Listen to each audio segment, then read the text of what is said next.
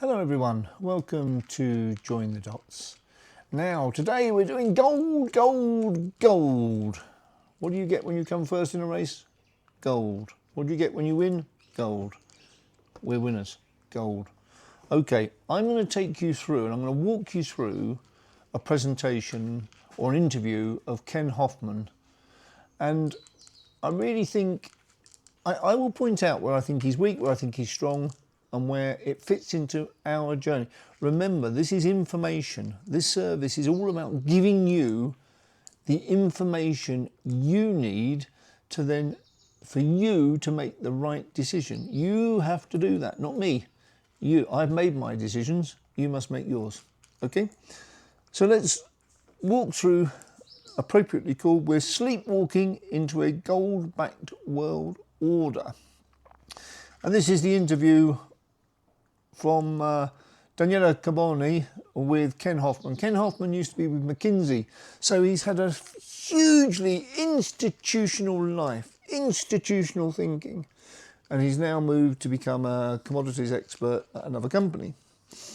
He feels he's free. I think some of his thinking is still institutionalized, but let's have a look. So what does he say? First of all, why do I think he's institutionalized? Because he's anti-Trump. From day one, from minute one, everything he says, anti-Trump.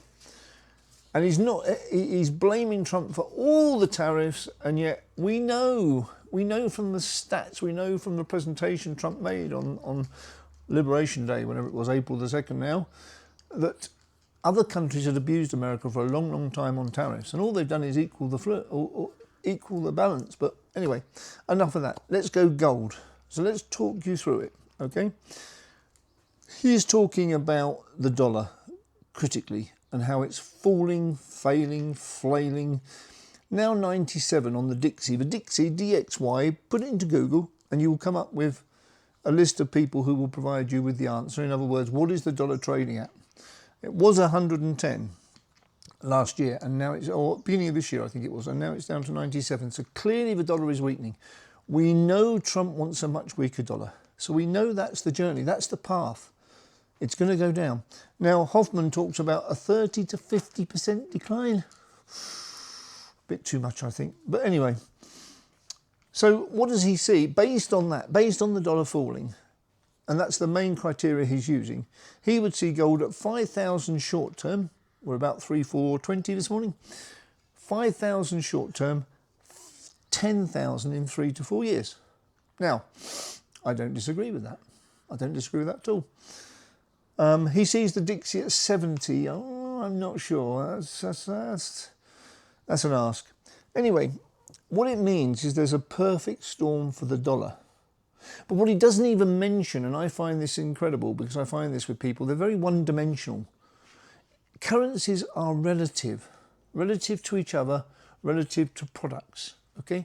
So if the dollar is going to fall down to 70, what is going to rise? The euro? Come on. The yen? Come on, even more. The yuan, the pound, the Canadian dollar, the Aussie dollar?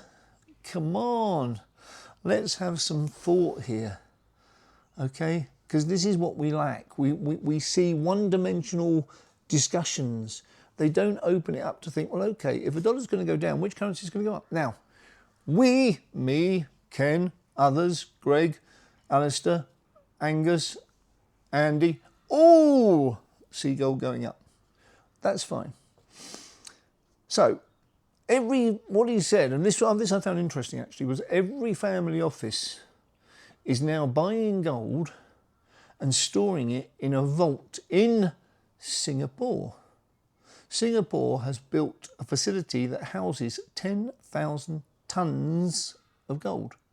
And the family offices, that's where they're putting it.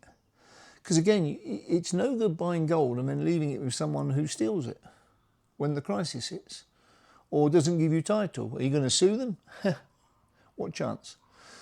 So these family offices are basically loading all their gold into Singapore. What is 10,000 ounces? To give you an idea, it's the same as America and China has officially. 10,000 ounces, tons, not ounces, tons, 10,000 tons, okay? That's what China and US have combined. Wow. So the family offices are going to have as much as the two largest economies on the planet. I think it makes sense. Now, another thing here, which a lot of people have completely forgotten in the excitement of Bitcoin. I mentioned Bitcoin 2 days ago, and I talked about the risk of Bitcoin that I see. Doesn't matter if you see it. A lot of people don't see it. I see it. One of the risks is, of course, that at some point, someone incredibly focused, clever, determined breaks into Bitcoin. Now, I know that everyone with a Bitcoin out there is going to say, no way. It's a risk. It is a risk. It might be that big. It might be that big a risk, but it's a risk. So I applaud him for seeing that, because I don't think many people have. And of course, what I've said is institutionally, Bitcoin is outside of their system. Their system. And I'm going to bring you 2 pieces later, not today, but another time, that show you that the stable coin, the Genius Act, is indeed a genius because it fools the public. Because the consequences of the likes of BlackRock, Morgan, Citi producing their own stable coins is only one step away from mayhem. It's a Trojan horse. It's a CBDC, worse, inside something that's not a CBDC. Okay? People fool you. That's what they set out to do. They set out to fool you. Anyway, back to gold. So if the dollar was to move, at the moment there's 53% of the world is in dollars. If that was to move to, say, 43%, that would mean that $1 trillion would have to be reallocated. You couldn't put it into the euro. Who wants the euro at 120, 125, 130? Who wants that? No one. Who wants the pound, the loonie, the Aussie? Who wants any of them? No one. Has to go somewhere else. Gold, gold, gold is the logical choice. Because again, remember, it's now 100% weighted on risk assets within the Basel III. So it has the same weighting value as the dollar. Okay, silver is 50%. So therefore you think, well, okay, I'll have to hold twice as much silver. We'll come on to that, because although silver comes second in the race, gold comes first. Silver could well overtake gold in terms of what you earn from it. You know I've got that thought, and I'll hold on to that thought. We'll come back to today's gold. So gold is the most likely place that people will put these extra dollars that they don't want in dollars. That's, I think, pretty obvious. Okay? He thinks we're in a 1 in a 50-year change to the world trade system, and I think we can all agree that now, can't we? We can all agree that this is the most consequential monetary period since Bretton Woods. It really is.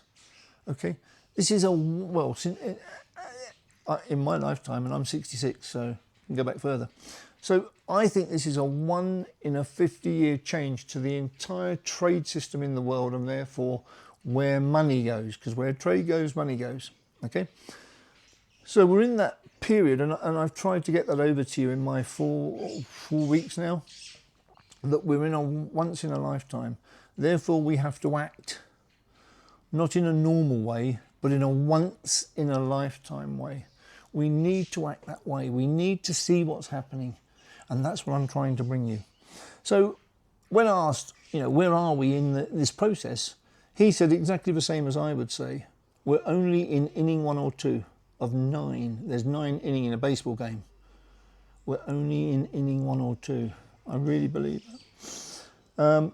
And he mentions the word trust, and obviously that's a word I've said to you so many times. There's no trust left, is there? Who trusts anyone? Who trusts any leader? Who trusts any judiciary now? Look what's happening with Obama now. How many people trusted Obama to the nth degree and now realise he was nothing but a crook, colluding to a silent coup against the elected president?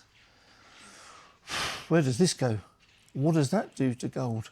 What does it do to certainty? What does it do to trust? What does it do to people's belief systems? Maybe. So that trust has gone, okay? And the one thing that I don't think, I'm going to leave you a link to this presentation, obviously. I'm leaving you a link But this man, with all his experience, and I find this across the world at the moment, across the world, no one is looking at China. They're all looking at America. And how many pieces have I brought you on China that tell you that China's imploding? I'm not guessing, I'm not making it up, it's just true. And I'll bring you another piece at the weekend which will show you how China's imploding. Even their banks are in trouble now. The banks in Hong Kong are in trouble. Gold, gold, gold. We come back to it each time.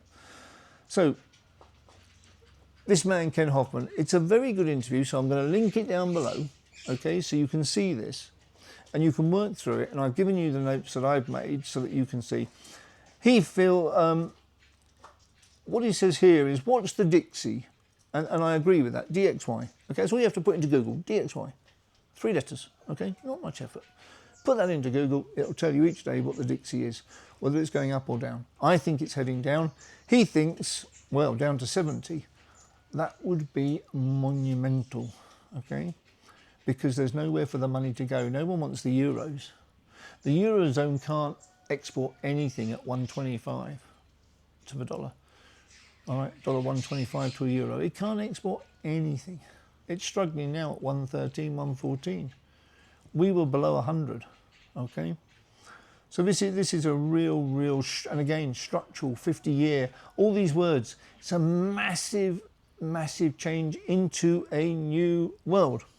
Right, so at the moment, I hope you understand that gold has a unique place in this transformation of the world, its trading systems, its monetary beliefs, its currency values. Okay, gold. And then coming fast behind it will be silver. We'll cover that in another episode because we're fast running out of time. All right, so I've given you the link down below to Ken Hoffman's interview with Daniela Carboni. I'm also going to give you 2 more links. One of them is Gerard Chen. Now, Gerard is well known. He's well known, and he's a good commentator. He's a good commentator. And what does he say today? Something I said to you about a week ago. He says, when all else fails, war begins. Yes, it does. And what happens when war begins to gold? So where the war doesn't begin, we have the currency wars, the trade wars, the tariff wars, the geopolitical wars. And if war does begin, very sadly, we will have real wars on top. Either way, you end up in gold. And the third link I'm going to send you is Mario of Manico 64. And he's done a piece on gold and silver miners taking off. And I want you to watch that. I want you to understand it, or at least listen to it. I want you to listen to it, okay? Because as I've told you, I've elected in my world to go with gold through Agnico Eagle Mines and silver through Pan American Silver. I haven't bought the bullion, okay? I will do at some stage, but not now. At the moment, I see the miners as being the best way to play this market.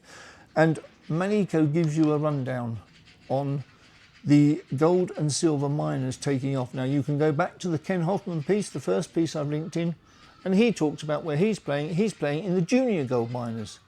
I'm more conservative. I will go for the big, safe, renowned and brilliant producers of gold in very safe areas. Don't be conned, and there will be lots and lots and lots and lots and lots of people out there selling miners, but they'll sell you the ones in areas like Africa, South America, areas that are not safe geopolitically, politically, jurisdiction-wise. Barrick Mines recently lost a mine in Mali because of whatever, but it lost it. So you have to be careful. Again, how many times do I say it? Research, research, research. Gold, gold, gold. Okay, thank you very much.